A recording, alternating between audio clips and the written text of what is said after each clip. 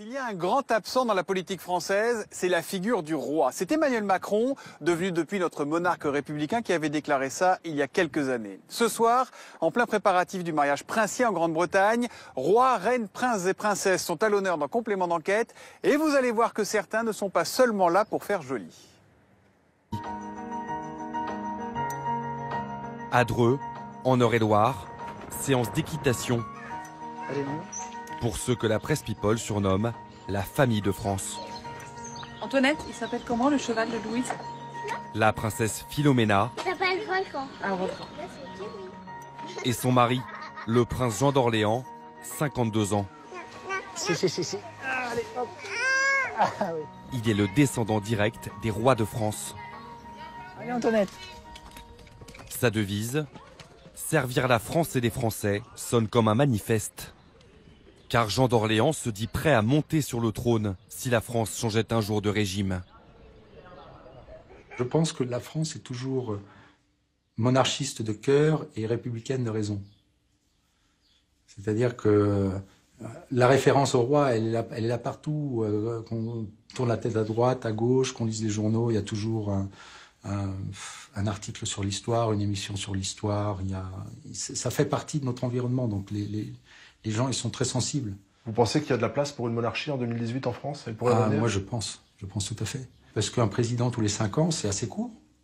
Et aujourd'hui, on s'aperçoit que les gens trouvent que la société est de plus en plus injuste. C'est-à-dire que leurs intérêts, finalement, ne sont pas pris en compte. Vous pensez que s'il y avait un monarque à la tête de l'État... Oui, je pense, parce que lui, il recherche pas, comment dire, comme le pouvoir lui est donné, il n'a pas besoin de rechercher le pouvoir. Vous voyez, il n'a pas besoin à travers l'élection de se hisser et de faire de la politique que le moment où on est obligé de se hisser. Et une fois qu'on est au pouvoir, alors c'est le ballon qui se dégonfle. Selon un récent sondage, 17% des Français seraient favorables au retour de la monarchie. Certains en ont même fait leur combat. Aujourd'hui, dans des périodes troublées politiquement, socialement, on se raccroche aux choses qui sont pérennes et qui ont toujours existé. Et c'est vrai qu'on vend beaucoup les journaux où on parle véritablement de la royauté. Et les gens, ça les intéresse. Ils restent très fidèles à ça. Et là, ça marche très bien en Angleterre. Je vois pas pourquoi ça marcherait pas en France d'ailleurs. D'autant que le château, on l'a déjà, c'est Versailles. Voilà, On l'a en plus, on n'aura pas besoin d'en construire. Au plaisir. Au revoir. Au plaisir, monsieur le marquis. À bientôt. Au revoir. Au revoir. Merci. Merci d'être venu. Royalistes, les joyeux de la couronne, c'est un sujet signé Thomas Lelong, Antonin Fajon et Vincent Martin. Alors j'ai essayé d'escalader l'arbre généalogique de Jean d'Orléans qu'on vient de voir dans le sujet et il me semble que vous êtes sa cousine Adélaïde de Clermont-Tonnerre. Bonsoir. Bonsoir. C'est vrai, alors c'est la famille Jean d'Orléans? Oui, c'est la famille. Alors je pourrais même être une nièce en fait. Mon arrière-grand-mère était la sœur de son grand-père. Voilà. Bon, on va pas aller plus loin parce qu'on va se perdre. Ça suffira comme ça. Si vous êtes avec nous, c'est parce que vous êtes directrice du magazine Point de Vue et auteur d'un roman formidable qui s'appelle Le Dernier des Nôtres, publié chez Grasset. Merci. Il dit quelque chose d'intéressant, Jean d'Orléans. Il dit « La France est monarchiste de cœur et républicaine de raison ». Elle vous inspire quoi, vous, cette phrase? Il y a quelque chose de vrai. Si vous vous souvenez, Emmanuel Macron a dit ça aussi. Il a dit « Je ne crois pas que les Français ont voulu la mort du roi ». Et moi, c'est vrai qu'à travers ce qu'on fait à Point de Vue, très régulièrement, je vois un attachement. Il y a quand même l'idée que ce sont nos racines. On le voit aujourd'hui avec notre patrimoine. C'est l'une des choses dont les Français sont fiers, mais on a un rapport très compliqué avec ça. On n'a pas dépassé 1789. Donc oui, il y a un intérêt, il y a une affection, il y a une fascination, et en même temps, c'est difficile à assumer. C'est difficile à assumer.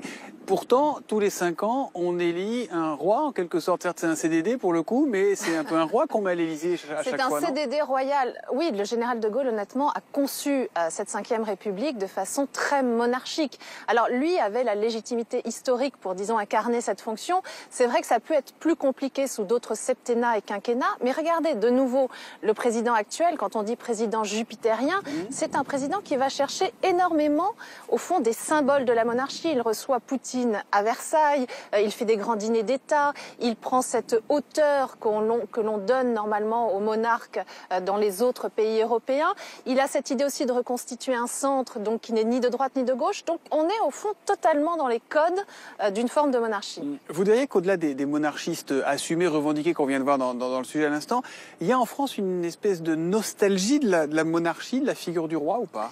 Nostalgie, c'est plus compliqué que ça. Je crois qu'il y a quand même, dans un moment au fond où la mondialisation peut être perçue comme quelque chose d'assez déstabilisant et menaçant, dans un moment aussi où l'individualisme roi fait que les structures familiales, sociétales ont été un peu cassées, il y a au fond une certaine idée de refuge, de valeur refuge dans cette histoire-là. Et c'est aussi ce qu'on observe dans l'extraordinaire popularité de la reine d'Angleterre, par exemple. Au moment du Brexit, elle est une valeur refuge, une figure rassurante. Le repère, en fait. Voilà.